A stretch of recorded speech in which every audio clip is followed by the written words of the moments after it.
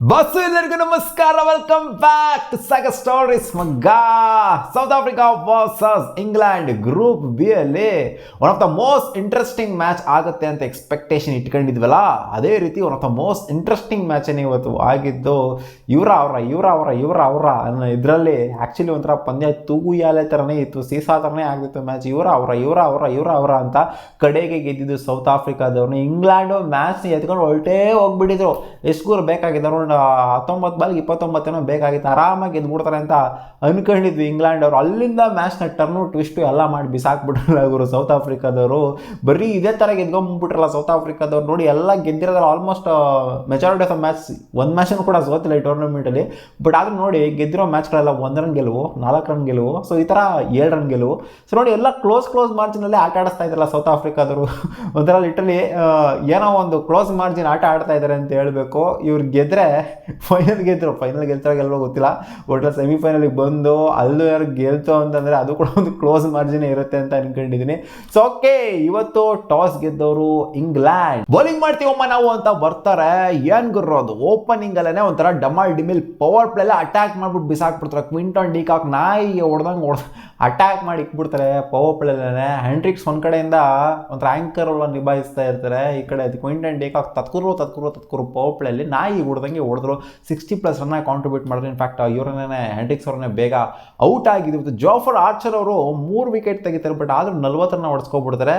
Economical spell ಏನು ಮಾಡಿಲ್ಲ, but 3 wicket crucial ವಿಕೆಟ್ನೇ ತೆಗೆದ್ರು ಜೋಫರ್ archer ಅವರು. ಬಟ್ ಸಖತ್ತಾಗಿ ಬೌಲಿಂಗ್ ಮಾಡಿದ್ದು ಟಾಪ್ ಪ್ಲೇಯರ್, ಮಸ್ತ್ ಬೌಲಿಂಗ್ ಮಾಡಿದ್ರು. ಅವರು ಒಂದು 23 5ನ ಕಡಿಮೆ ಎಕನಾಮಿ ಕೊಟ್ಬಿಟ್ಟು ಬೌಲಿಂಗ್ನ ಮಾಡಿದ್ದಾರೆ. ಜೊತೆಗೆ ಆದಿಲ್ ರಶೀದ್ ಅವರು ಕೂಡ ಸಿಗಾಪಡೆ ಎಕನಾಮಿಕಲ್ ಆಗಿ ಬೌಲಿಂಗ್ ಮಾಡೋದು. ವಿಕೆಟ್ ಬಂದಿಲ್ಲ ಇವರಿಬ್ರಿಗೂ ಕೂಡ, ಬಟ್ ಆದರೂ ಎಕನಾಮಿಕಲ್ ಸ್ಪೆಲ್ನ ಮಾಡಿದ್ದಾರೆ. ಸೊ ಈ 163 ರನ್ ಏನು ಹೊಡೆದಿದ್ದಾರೆ ಅವರು. ಸೊ ಇದರಲ್ಲಿ ಈ ಕಟಾಕೋದ್ರು ಅಂತ ಹೇಳಿ, ತಕ್ಕ ಮಟ್ಟಿಗೆ ಕಟಾಕೋದ್ರು ಅಂತಂದರೆ ಟಾಪ್ಲಿ ಮತ್ತು ಆದಿಲ್ ರಶೀದ್ ಇಬ್ರು ಸಹ.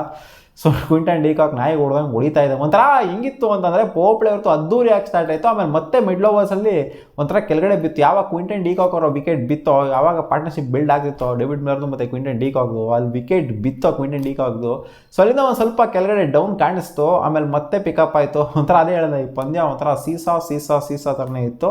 Actually at some point of time ನೋಡ್ತಾರೆ 200 ಹೊಡಿತಾರೆ, 200 ಕ್ವಿಂಟನ್ ಡಿಕಾಕ್ ಹೊಡಿತಾ ಇರ್ಬೇಕಾದ್ರೆ 200 ಕ್ಲಾಕ್ ಮಾಡ್ಬೋದು. ಅಟ್ಲೀಸ್ಟ್ 180 ಅಂತೂ ಪಕ್ಕ ಹೊಡಿತಾರೆ ಅಂತ ಅನ್ಕೊಂಡಿದ್ವಿ. ಸೊ ಶಾರ್ಟ್ ಆದರೂ ಸೌತ್ ಆಫ್ರಿಕಾದ್ರು ಪಕ್ಕ ಪರ್ಫೆಕ್ಟಾಗಿ ಏನು ಅನ್ಕೊಂಡಿದ್ದು ಆ ಥರ ಫಿನಿಶಿಂಗ್ ಏನು ಸಿಗಲಿಲ್ಲ.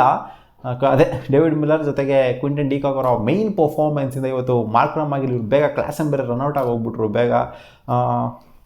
ಸೊ ಸ್ಟಪ್ಸ್ ಅವರೆಲ್ಲ ಬಂದ್ಬಿಟ್ಟು ಬಾಟಮಲ್ಲಿ ಒಂದು ಚಿಕ್ಕ ಕಾಂಟ್ರಿಬ್ಯೂಷನ್ ಕೊಟ್ಟರು ಅಷ್ಟೇ. ಸೊ ಮೈನ್ ಕಾಂಟ್ರಿಬ್ಯೂಟರ್ಸ್ ಬಂದು ಕ್ವಿಂಟನ್ ಡಿಕಾಕ್ ಜೊತೆಗೆ ಡೇವಿಡ್ ಮಿಲ್ಲರ್. ಇವರಿಬ್ಬರ ಕಾಂಟ್ರಿಬ್ಯೂಷನ್ 163 ತಲುಪ್ತಾ ಇದ್ದಂಗೆನೇ ಇದನ್ನು ಚೇಸ್ ಡೌನ್ ಮಾಡೋದಕ್ಕೆ ಅಂತ ಬರ್ತಾರೆ ಇಂಗ್ಲೆಂಡ್ ಅವರು. ಟಾಪ್ ಫೋರ್ ಮಟಾಶ್ ಗಾನ್ ಕೇಸಲ್ಲಿ ಏನು ಓಪನರ್ಸ್ ಗುರು. ಜಾಸ್ ಬಟ್ಲರು ಆಲ್ಮೋಸ್ಟ್ ಅವರು ರನ್ನೇ ಬಾಲ್ಗಿನ ಕಡಿಮೆ ಆಡಿದ್ದಾರೆ.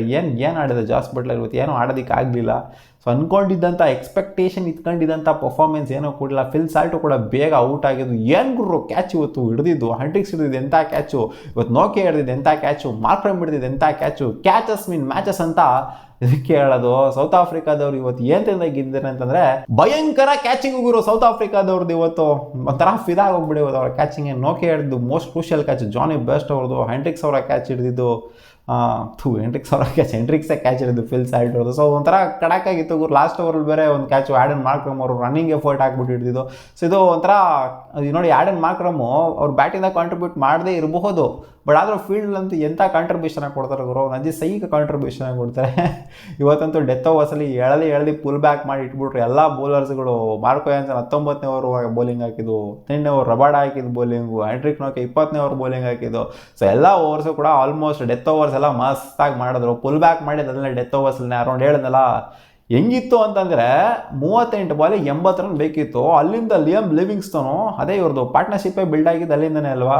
ಎಲ್ಲಿ ಟಾಪ್ ಆರ್ಡ್ರ್ ಏನು ಆಡಿಲ್ಲ. ಜಾಸ್ ಬಟ್ಲರ್ ಆಗಿರಲಿ, ಫಿಲ್ ಸಾಲ್ಟ್ ಆಗಿರಲಿ, ಏನು ಕೂಡ ಜಾನಿ ಬೆಸ್ಟ್ ಆಗಿರಲಿ, ಯಾರು ಕೂಡ ಕಾಂಟ್ರಿಬ್ಯೂಟ್ ಮೊಗಿನ್ ಆಲಿ ಎಲ್ಲ ಟಕ ಅಂತ 4 ವಿಕೆಟ್ ಬೀಳ್ತಾ ಇದ್ದಂಗೆ ಅಲ್ಲಿ ಬಂದಂಥ ಕಾಂಟ್ರಿಬ್ಯೂಷನ್ ಹ್ಯಾರಿ ಬ್ರೂಕ್ ಜೊತೆಗೆ ಲಿಯಮ್ ಲಿವಿಂಗ್ಸ್ಟೋನು ಅಲ್ಲಿ ಪಾರ್ಟ್ನರ್ಶಿಪ್ನ ಬಿಲ್ಡ್ ಮಾಡಿದ್ದು. ಸೊ ಅವರಿಬ್ಬರ ಪಾರ್ಟ್ನರ್ಶಿಪ್ ಏನೋ ತೊಗೊಂಡೋಗ್ತಾರೆ ಗುರು, ಪಕ್ಕ ಗೆದ್ಬಿಡ್ತಾರೆ ಅನ್ನೋ ಹೋಪ್ಸ್ನ ಔಟ್ ಹಾಕ್ಬಿಟ್ರು. ಇಂಗ್ಲೆಂಡ್ ಗೆದ್ದೇ ಬಿಟ್ರು ಅಂತ ಅನ್ಕೊಬಿಟ್ಟಿದ್ವಿ. ಆ ಟೈಮಿಗೆ ಪರ್ಫೆಕ್ಟಾಗಿ ಲಿಯಮ್ ಲಿವಿಂಗ್ಸ್ಟೋನಲ್ಲಿ ಗಾನ್ ಕೇಸ್ ಆದರು. 18ನೇ ಓವರ್ 19ನೇ ಓವರ್ ಲಿಯಾಮ್ ಲಿವಿಂಗ್ಸ್ಟೋನ್ ಔಟ್ ಆಗಿದ್ದು. ಸೊ ಓಕೆ ಔಟ್ ಆದರೂ ರಬಾಡ ಅವರು 19ನೇ ಓವರ್ ಔಟ್ ಆಗಿದ್ದು ಲಿಯಾಮ್ ಲಿವಿಂಗ್ಸ್ಟೋನ್ ಅವರು. ಸೊ ಅದೊಂಥರ ಬ್ಯಾಡ್ ಬಾಲ್ ಅವರು ಆ್ಯಕ್ಚುಲಿ ಅಗೇನ್ಸ್ಟ್ ದ ವಿಂಡ್ ಹೊಡಿಯೋಕೆ ಹೋಗ್ಬಿಟ್ಟು 6 ಹೋಯ್ತು ಅಂತ ಅನ್ಕೊಂಡ್ಬಿಟ್ಟಿದ್ದು. ಯಾಕಂದರೆ ಹೊಡೆದಿದ್ದು ಶಾರ್ಟ್ ಹಂಗಿತ್ತು, ಫುಲ್ ಟಾಸ್ ಬಾಲಿಗೆ ಸರಿಯಾಗಿ ವಾಂಚಿದ್ರು. ಅಗೇನ್ಸ್ಟ್ ದ ವಿಂಡ್, ಇವತ್ತು ವಿಂಡ್ ಬೇರೆ ಹೆವಿ ಇದ್ದಿದ್ದರಿಂದ ಬಾಲ್ ಒಳಗಡೆ ಇಳಿತು ಗುರು. ಸೊ ಅಗೇನ್ಸ್ಟ್ ದ ವಿಂಡ್ ಹೊಡಿಯೋಕೆ ಹೋಗಿ ಕ್ಲಿಯರ್ ಮಾಡೋಕ್ಕಾಗಲಿಲ್ಲ. ಪರ್ಫೆಕ್ಟಾಗಿ ಏನಾದ್ರು ವಿಂಡ್ ಗಿಂಡ್ ಏನಾದ್ರು ಇಲ್ಲ ಅಂದರೆ ಅದು ಹೊಡ್ಕೊಂಡು ಹೋಗಿರೋದು. ಬಟ್ ವಿಂಡೇ ಎಳಿತು ಇವತ್ತು. ಮ್ಯಾಚ್ನ ಗಾನ್ ಕೇಸ್ ಮಾಡಿದ್ದು ಇವತ್ತು. ಗಾಡಿ ಅಗೇನ್ಸ್ಟ್ ದ ವಿಂಡ್ ಹಿಡಿಯೋಕೆ ಹೋಗ್ಬಿಟ್ಟು ಲಿಯಾಮ್ ಲಿವಿಂಗ್ಸ್ಟೋನ್ ಪಾಪ ಅಯ್ಯೋ ಪಾಪ ಥರ ಔಟ್ ಆಗೋಗ್ಬಿಟ್ರು. ಫುಲ್ ಟಾಸ್ ಬಾಲಿಗೆ ರಬಾಡ ಬ್ಯಾಟ್ ಬಾಲಿಗೆಲ್ಲ ವಿಕೆಟ್ ಎತ್ತಂಗೆ ಆಗೋಗ್ಬಿಡ್ತು. ಸೊ ಏನೇ bad ball good ball, wicket is wicket ಅಷ್ಟೇ, ಕ್ಯಾಚ್ ಇಸ್ ಕ್ಯಾಚ್ ಅಷ್ಟೇ. ಅದೇ ಸೌತ್ ಆಫ್ರಿಕಾ ಮಸ್ತ್ ಕ್ಯಾಚ್ ಹಿಡಿದಿದ್ದಾರೆ, ಮಸ್ತ್ ಬೌಲಿಂಗ್ ಮಾಡಿದ್ರೆ ಅಂತಲೇ ಮ್ಯಾಟ್ರಿಗೆ ಬರೋದು. 7 ರನ್ನಿಂದ ವಿಕ್ಟ್ರಿ ಬಂದಿದೆ. ಲಾಸ್ಟ್ ಓವರ್ ಹ್ಯಾರಿ ಬ್ರೂಕ್ಸ್ ಅಂದು ಕ್ಯಾಚು, ಅದು ಮಾರ್ಕ್ರಮ್ ಓವರ್ ಹಿಡಿದು ಅದಂತೂ ಮಸ್ತಾಗಿತ್ತು. Last over last 2 over in fact ಎಷ್ಟು 21 ರನ್ ಬೇಕಿತ್ತು, ಲಾಸ್ಟ್ ಓವರ್ 14 ರನ್ ಬೇಕಿತ್ತು. ಸೊ ಅದನ್ನ ಕರೆಕ್ಟಾಗಿ ಡಿಫೆಂಡ್ ಮಾಡ್ಕೊಂಡಿದ್ದು ಹ್ಯಾಂಟ್ರಿಕ್ ನೋಕಿ ಅವ್ರಿಗೆ ಕ್ರೆಡಿಟ್ ಕೊಡಲೇಬೇಕು. ಸ್ಯಾಮ್ ಕರನು ಏನೂ ಮಾಡೋಕ್ಕಾಗಲಿಲ್ಲ, ಏನೂ ಕಿತ್ತಾಕೋಕ್ಕಾಗಲಿಲ್ಲ. ಸುಮ್ಮನೆ ಮಕ ನೋಡಿಕೊಂಡು ನಾನೇ ಲಾಸ್ಟ್ ಬಾಲ್ ಆಡ್ತೀನಿ, ನಾನೇ ಫಸ್ಟ್ ಬಾಲ್ ಆಡ್ತೀನಿ, ಎಲ್ಲ ಬಾಲ್ ಆಡ್ತೀನಿ ಅಂತ ಆಡಿದ್ರು.